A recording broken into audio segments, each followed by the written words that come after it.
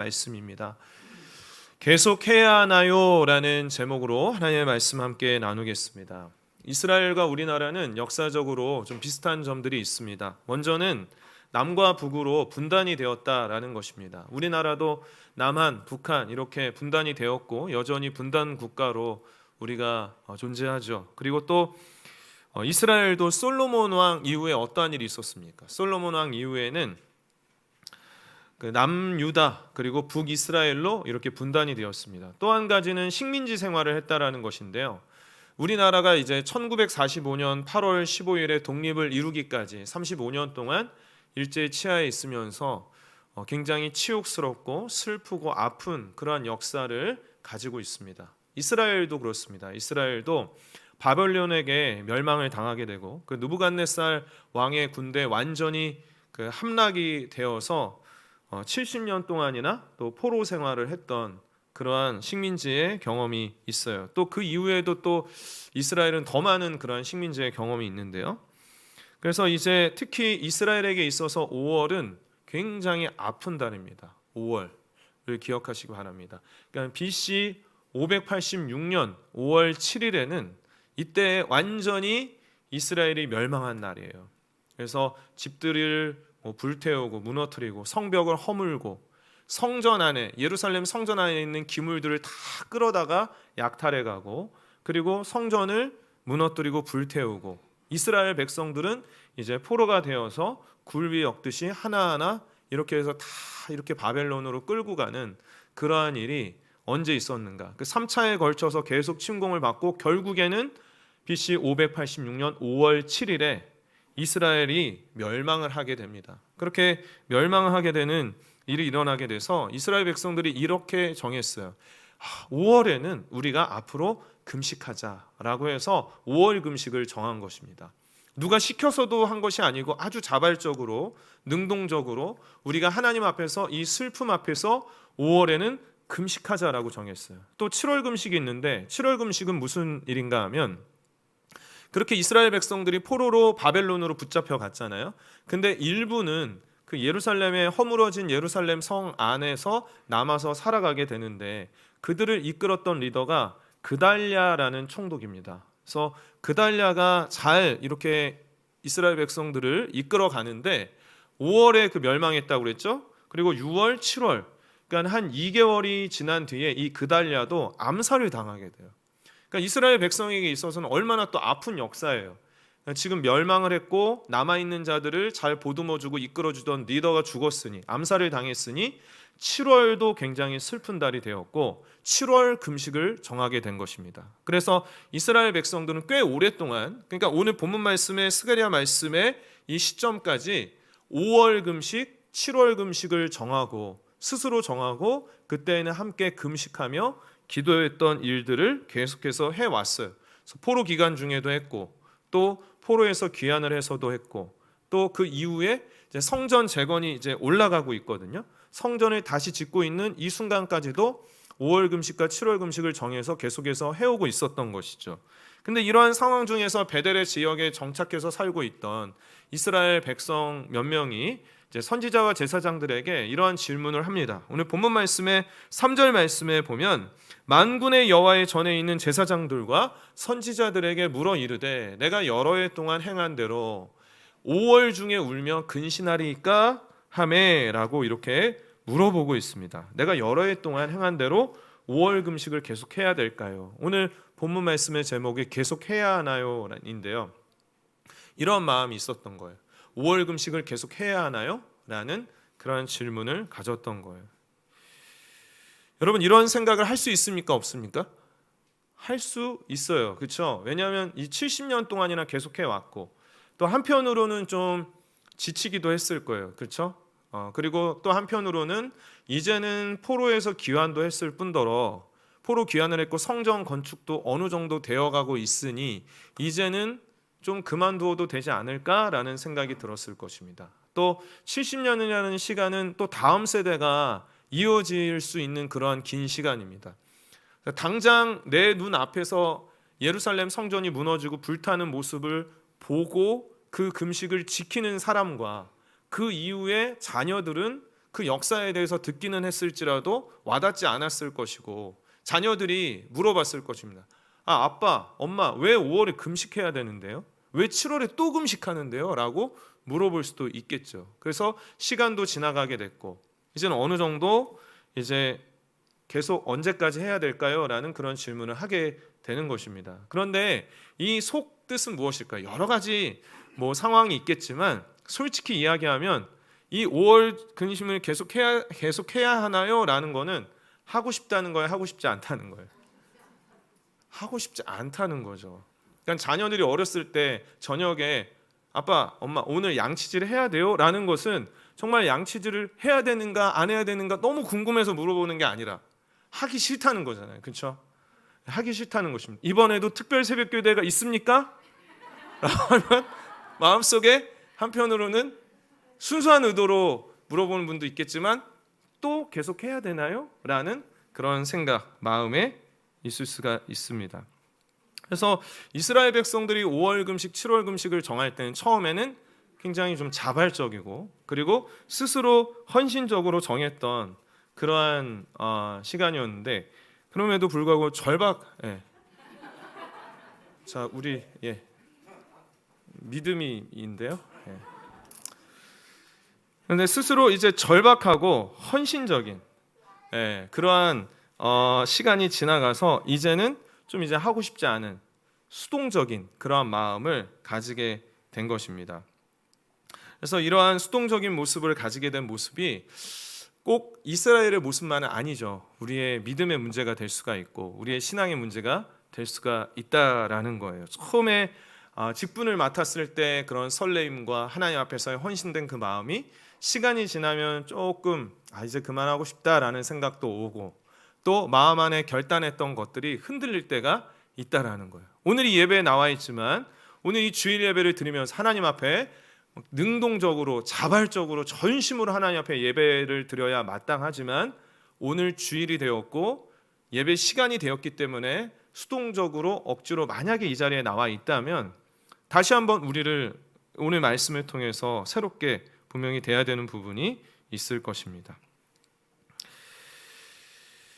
그래서 우리 흩어진 화평교회가 제가 진단하기로는 수동적이어서 이 말씀을 나누는 것은 아니에요. 제가 이 말씀은 좀 문제가 있어서 수리하는 차원의 말씀이 아니라 미리 좀 점검하고 미리 예방하는 차원에서 오늘 말씀을 나누기를 원합니다. 우리 흩어진 화평교회가 처음에 이 설립이 될 때 누가 시켜서 동참하진 않았습니다. 자율적으로 동참 신청서를 내고 함께해서 이렇게 어느 교회보다도 자발적인 공동체 그런 체질을 가지고 있고 또 지난 3년 동안 우리 교회에 등록한 139명의 새가족분들도 누가 시켜서 억지로 등록하신 것 아니시죠?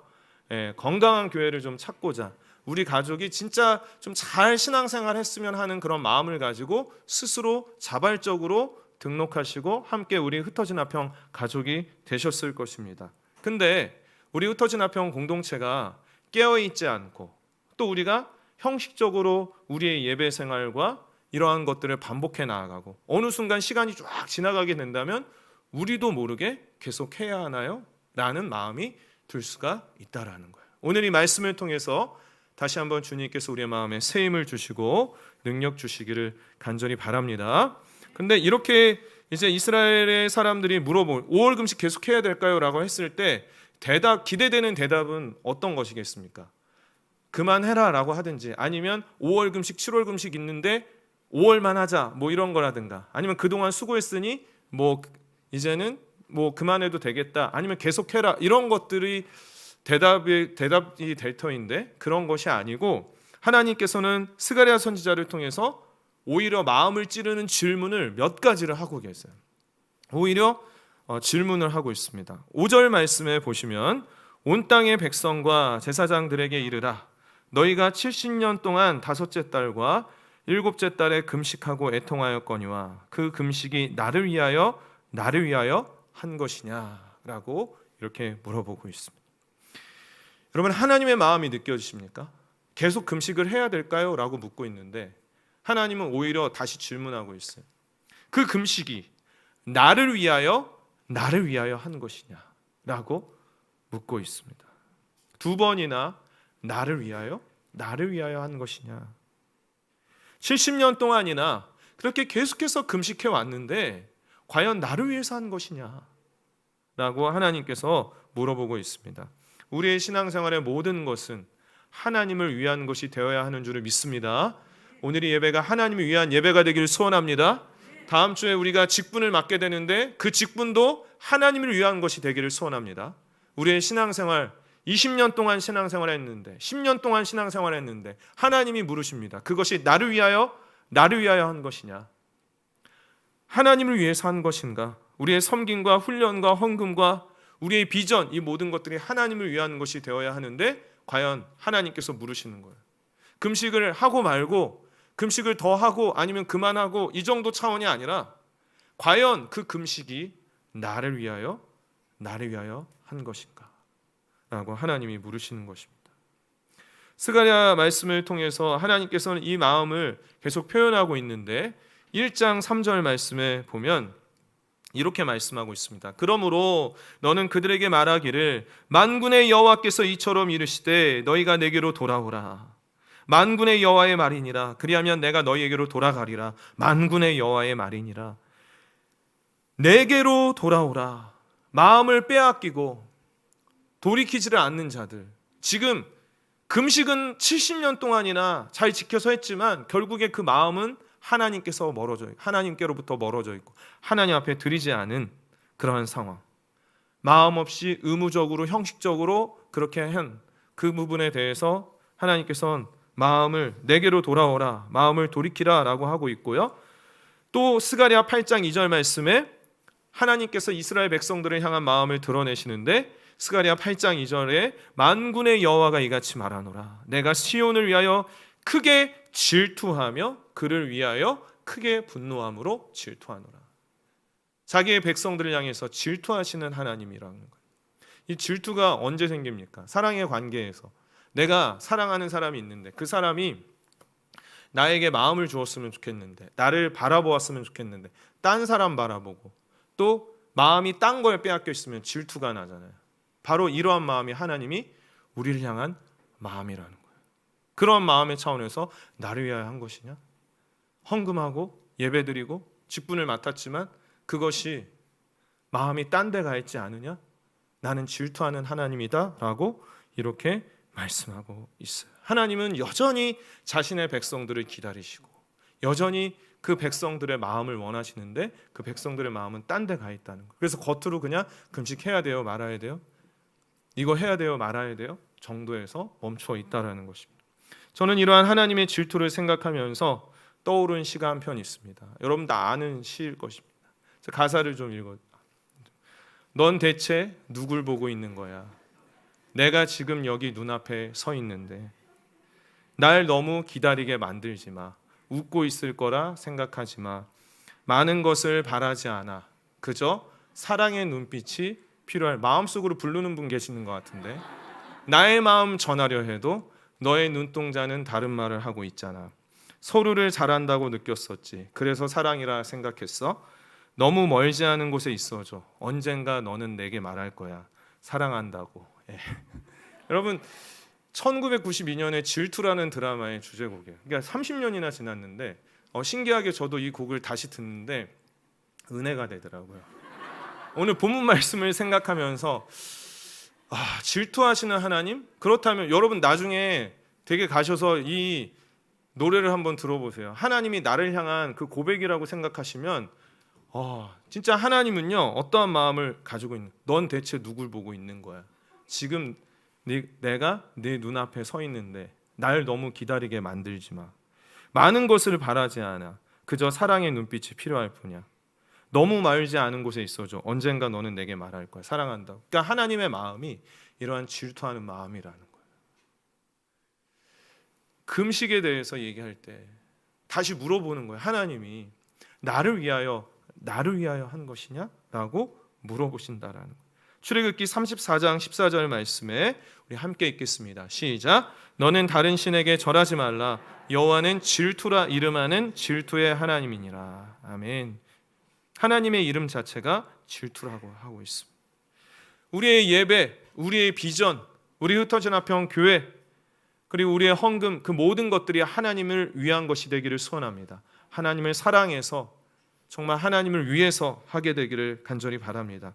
6절 말씀입니다. 6절 말씀에 보시면 너희가 먹고 마실 때 그것은 너희를 위하여 먹고 너희를 위하여 마시는 것이 아니냐라고 또 질문하고 있습니다.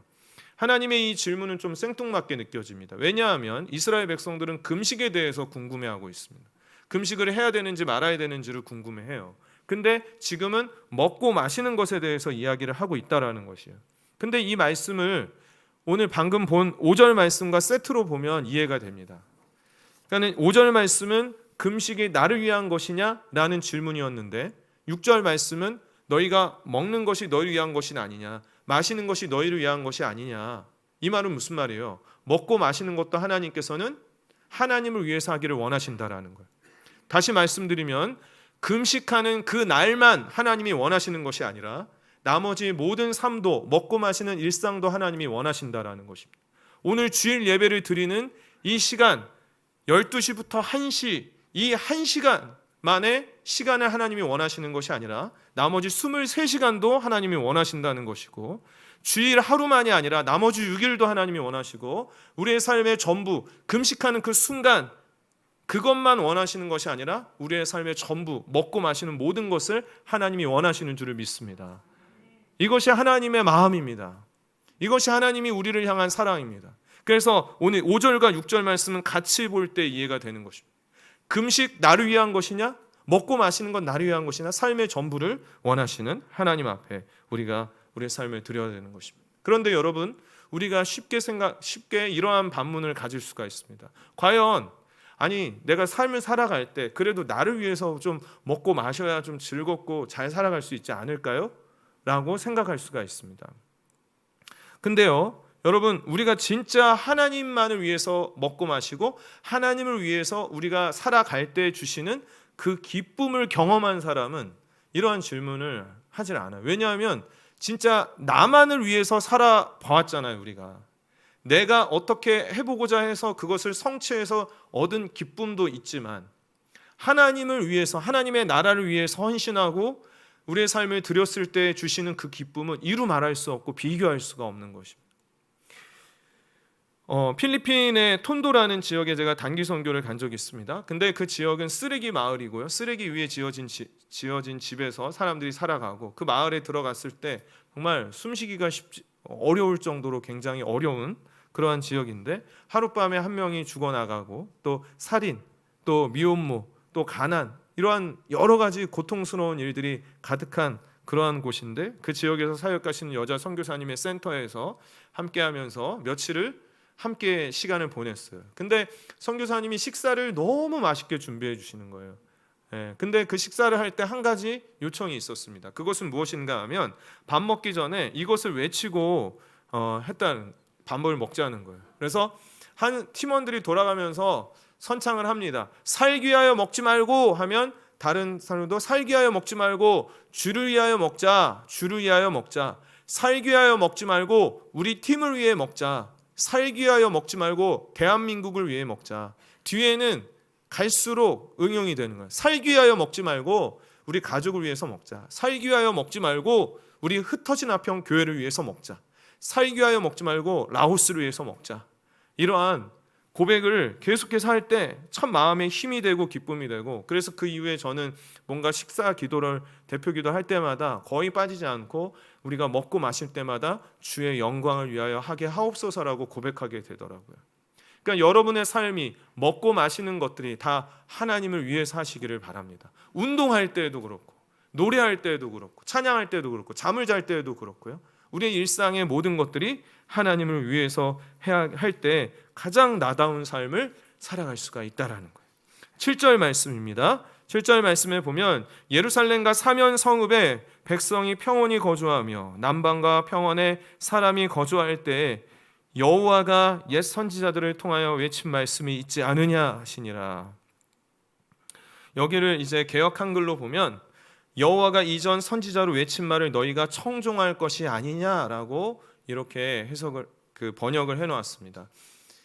말을 청종할 것이 아니냐라고 또 묻고 있어요. 그러니까 하나님은 나를 위한 것이냐? 너희가 먹고 마시는 것 너희를 위한 것이 아니냐? 또 이 말을 청종할 것이 아니냐라고 계속해서 묻고 있습니다.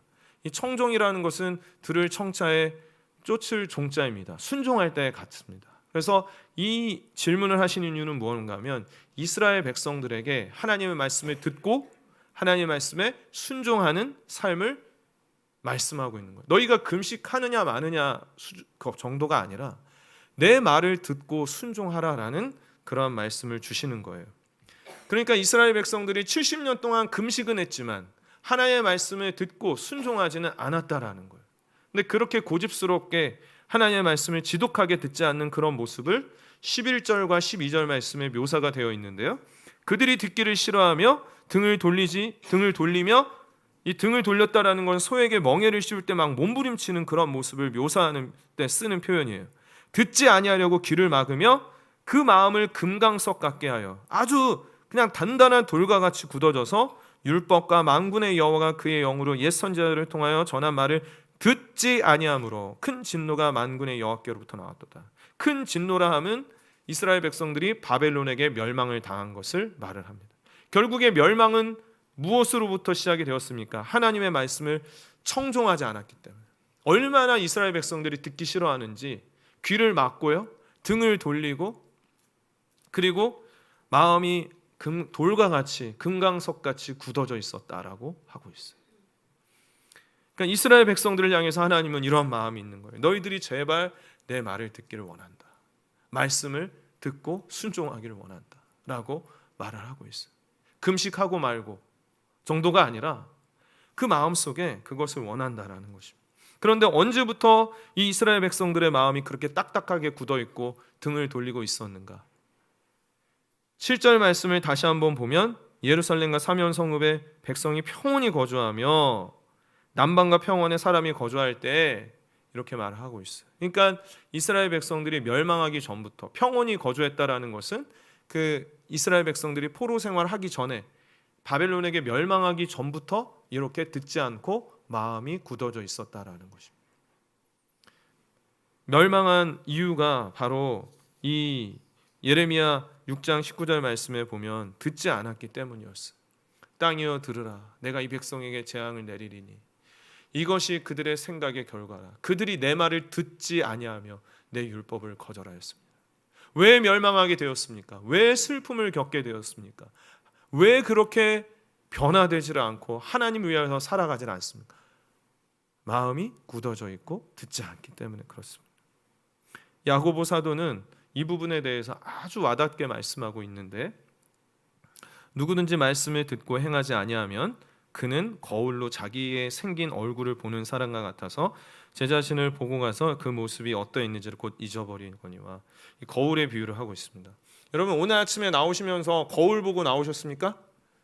네, 얼굴 보니까 거울 보신 것 같습니다. 네. 근데 여러분 조금 어리석은 질문이지만 어제도 거울 보셨습니까? 보셨을 것입니다. 예. 혹시 안 본 분 괜찮습니다. 예. 근데 매일매일 우리는 거울을 봅니다.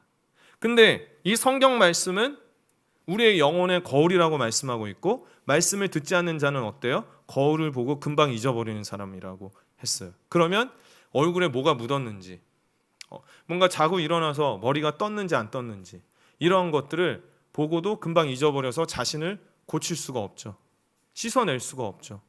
그러한 삶과 같다. 하나님의 말씀 듣지 않으면 그러한 삶이라고 하는 거예요. 그래서 우리가 하나님의 말씀을 매일매일 보아야 하는 이유는 이것이 영혼의 거울이기 때문에 오늘 이 거울을 보고 어제도 이러한 죄를 지었는데 오늘 또 죄를 지었구나. 거울을 보고 내가 하나님 앞에 이렇게 순종해야 되겠구나. 나에게 이러한 연약함이 있구나. 이렇게 돌아보며 이 거울을 가지고 하나님 앞에서 변화되고 순종하는 삶을 살아가야 한다라는 거예요. 이것이 하나님께서 원하시는 삶인 줄 믿습니다. 왜 변화가 되질 않습니까? 거울을 보지 않기 때문에. 왜 내가 그렇게 부족하고 연약하다는 사실을 그렇게 깨닫지를 못합니까? 거울을 보지 않는데 어떻게 알 수가 있겠어요? 그렇게 형식적이고 굳어지고 메마른 신앙생활을 하고 있는데 왜 그걸 고칠 수가 없을까요? 말씀을 통해서 자신을 볼 수가 없기 때문에 고치지 못하고 변화되지 못한다라는 거예요. 말씀을 정리합니다. 여러분, 이스라엘 백성들이 묻고 있습니다. 꼭 금식 기도 해야 될까요? 라고 물어보고 있어요. 근데 하나님께서는 그 금식을 해라 마라 라는 말씀이 아니라 질문하고 있다는 거예요. 무슨 질문을 해요? 나를 위하여 한 것이냐? 나를 위하여 한 것이냐? 하나님 질투하시는 하나님으로서 계속해서 물어보고 있어요. 우리의 사랑, 우리의 마음을 원하시고 또 그 금식만 원하시는 것이 아니라 우리의 전부를 원하시는 하나님. 금식을 하든지 먹든지 마시든지 무엇을 하든지 그 전부가 하나님의 것이 되기를 소원합니다. 또한 하나님의 말씀을 듣고 순종하기를 원하시는 하나님. 너희들이 청종할 것이냐, 청종하고 있느냐라고 하고 있는 것입니다. 여러분, 한국 교회의 위기가 어디에서 오고 있습니까? 건물이 없어서, 어떠한 겉으로 내세우는 비전이 없어서, 아니면 시스템이 없어서가 아닙니다. 성도들의 각 마음에 하나님께서 물어보신 이 말, 진짜 하나님을 사랑해서 신앙생활을 하고 있을까? 정말 내가 이 직분과 봉사하고 하나님 앞에 드리는 이 모든 예배가 하나님을 위한 것이 되고 있는가? 그것뿐만이 아니라 삶의 전부를 하나님 앞에 드리고 있을까? 영혼의 거울인 하나님의 말씀을 볼까? 이러한 것들이 없기 때문에 교회가 침체가 되고 어려움 가운데 거하게 되는 것입니다. 우리 흩어진 화평 공동체는 하나님 앞에서 계속 해야 될까요? 지금 우리는 자발적인 마음, 능동적인 마음 가지고 있지만 시간이 많이 흘러서도 여전히 하나님 앞에서 이러한 순수하고 하나님 앞에 드리는 마음을 가지고 살아가게 되기를 소원합니다.